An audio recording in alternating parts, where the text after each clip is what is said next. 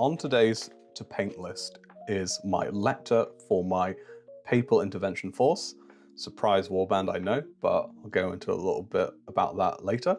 I also have my Mechanized heavy infantry with heavy flamer, which I need to get done. And there are like 7 to 8 Ravenous, which I need to get working on. I also played 2 games of Trench Crusade this week as well.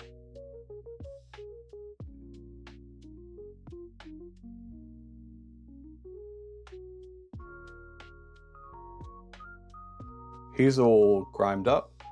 Just gonna leave him for 15 minutes. I'll continue working on my Lector. Yeah, Papal Intervention Force. Never really considered it. A lot of people do play it. It is a very, very, very good sub-faction of New Antioch, probably the best sub-faction, just because it has access to mercenaries, just like readily, and mercenaries are very good.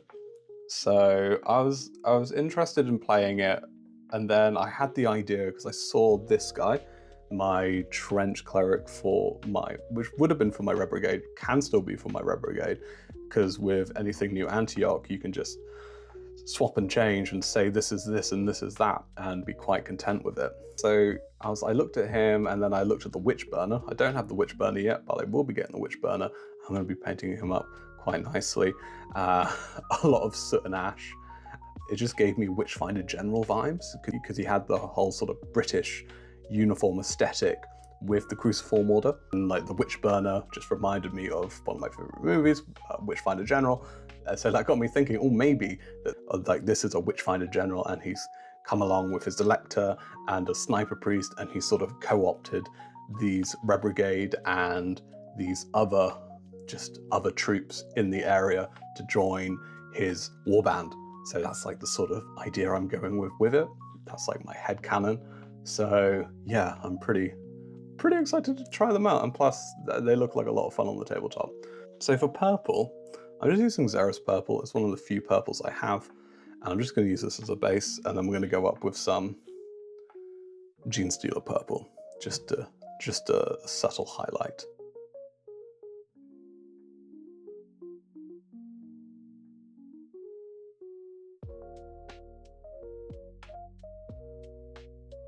So with the initial texture of the cloak done, which was done with the Genestealer purple, now the Genestealer purple is a little bit more desaturated, and it can look a little bit dusty. So in order to give it that vibrance again, I'm just going to come in with a glaze of the Xeris purple because it is a really rich purple. And because it's a glaze consistency, so glaze is just really, really thin down, it's thin to a point where when you put it onto the miniature, you should be able to see what's underneath it.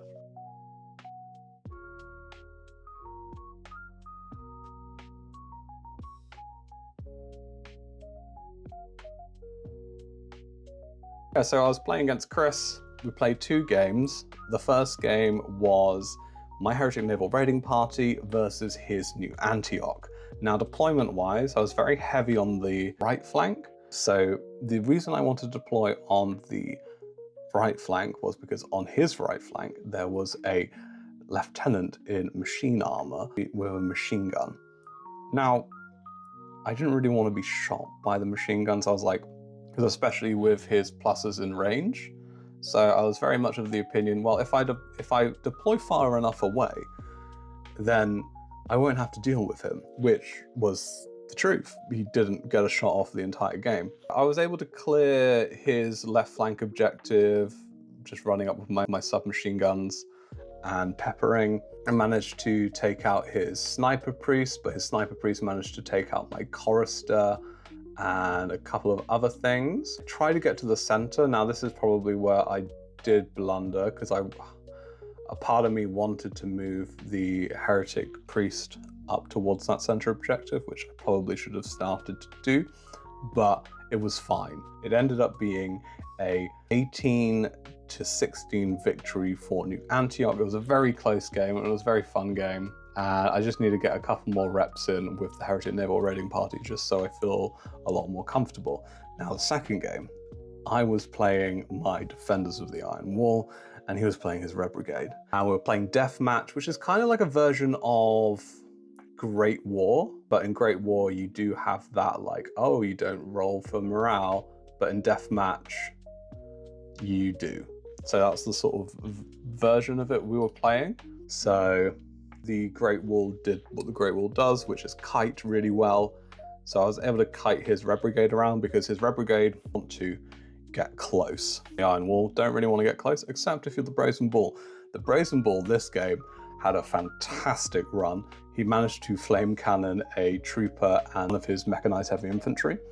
He managed to take the mechanized infantry out, and then he charged the trooper, trampled him. Yeah, he was able to take them out, and he just performed really well. I was really happy with the Brazen Bull, and I felt I was more aggressive with the Brazen Bull, which you kind of need to be, because if he's sat back, he's not really fulfilling his duty of, one, being a nightmare in melee and with the flame cannon, but also if he's hanging back, he's not soaking up fire. So you kind of want him to soak up fire because he's big, he's got the minus dice for injury rolls, and if he is soaking up fire, that's shots which could be going to your other stuff. Now, again, I did deploy basically all my stuff on the right flank except for some AZEBs, and in the first turn we did have a sniper off. My Alchemist did try to shoot his sniper on the first turn. She missed, and then the sniper took a shot at her and hit her and took her out of action, which was quite funny. The reason why I deployed all my stuff on the right-hand flank was because his sniper was on his right-hand flank. So when an enemy has a ranged piece and you don't really want to deal with it, just stay away from it. I mean, the sniper does have a 48-inch range, and she did manage to take out my musician, but being that far away forces them to either move their position, like take a climb action, do a dash, which is all things they can fail and are risky. So you can kind of mitigate their usefulness by putting that distance between you and the ranged weapon you don't want to deal with. But if you're like a combat army, you maybe want to deploy a little bit closer just so you can rush it a little bit better. But for something which is long range like my Iron Wall, I just didn't really want to deal with it. So I just stood in cover. So yeah, I was really happy with the Iron Wall. And in the end, that was a victory for the defenders of the Iron Wall. So yeah, I'm really happy with the defenders. I played the list with the 3 AZEBs, and I really like it. And I think that would be my go-to list if this was going to be a campaign starter. I'm really enjoying their playstyle, and if you like a gun line, like I've said before, give them a go. You might really enjoy it, like I did.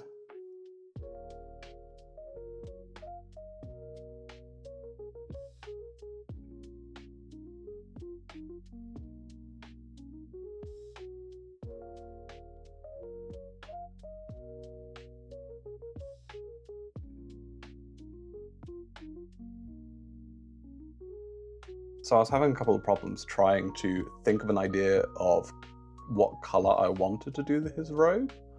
When in doubt, this is what I find with Trench Crusade. When in doubt, look at source materials, be it World War I uniform or religious iconography and clothing. So I had a look, and I was looking at the vestments of Catholic priests, and I saw that there was like a load of different colors and stuff, and the purple one really stood out to me because the purple one means like it represents like penitence, and that really struck a chord with me in terms of what I wanted my Lector to portray, especially if I was going to use him in my Red Brigade, because maybe he's guilty for the loss of his men, or maybe he is repenting himself, and I thought it would be interesting to include it into the sort of the scheme of the warband, to have that sort of reference. And yeah, it just adds to the visual storytelling of the warband, which I'm really a fan of. I like to try and tell a story with my miniatures, and try and imbue them with some form of character or emotion, which can be really hard to do.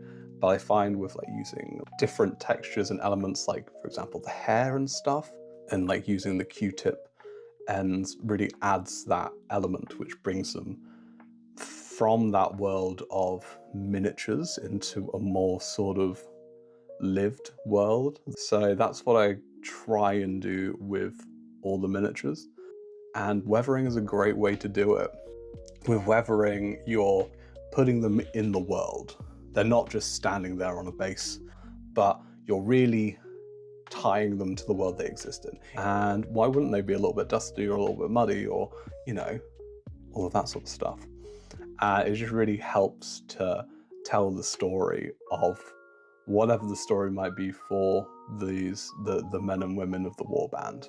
And even with the mechanized heavy infantry I was trying to figure out, oh, how am I going to tell his story? And well, he's carrying a flamer, so I was like, okay, well, I've got some black oil paint. Why not incorporate some soot and smoke that would be present from use of the flamethrower? It's just like a load of different like ways in which you can do it, and I recommend exploring them because it can be quite a fun thing to do.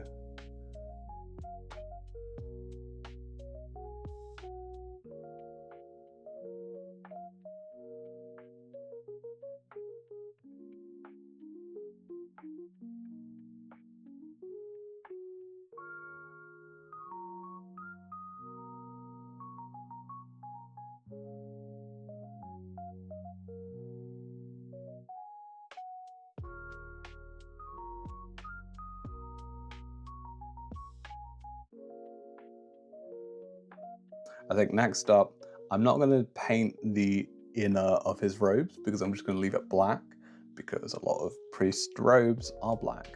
And he's pretty much on his way to being painted.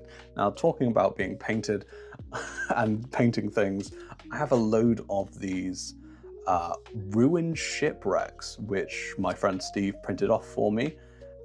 These are from Diceverse, and they are so cool. Look at that. Like, these are, I've got a couple of them. I think I've got 4 different ones in total. And this is just going to be scatter terrain for my Heretic Naval Raiding Party, which I'm really excited to get painted. But first I have to paint all these warbands before I even think about doing the terrain. And also, just a little spoiler for the Great Hunger stuff, I got my Grigori Gula marker. Now this is a mausoleum from Bestrom Miniatures, and I thought it would be perfect for the marker. I mean, the marker's supposed to be flat and it doesn't obstruct line of sight, but I'll just run it as you can see through this. But just like thematically for like the Grigori Gula being a big vampire, it just makes so much sense that it would be a crypt that the Ravenous have to run into and like sacrifice themselves to their sort of lord. So yeah, it just made a lot of sense for that. So I'm looking forward to painting it. I will probably water down some texture paste because these are FDM printed, because you do have a little bit of the lines. So I'm going to try and fill in a little bit of the lines at some other date. But just to kind of smooth it out a little bit.